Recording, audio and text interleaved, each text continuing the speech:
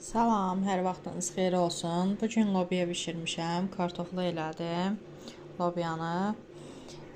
Diyetə davam eləyirəm. Siz elə bilirsiniz, diyetə davam eləmirəm. Sadəcə olaraq yemək paylaşımları eləyirəm deyə. Ona görə diyet haqqında heç bir şey paylaşmıram.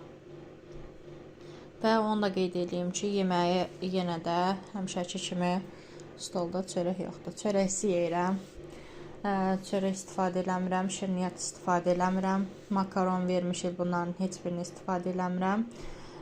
Çəkim qeyd edeyim ki, 106 kilo 800 qramdan avqust ayının 21-dən indi bugün tarixə baxım, 22 oktyabr.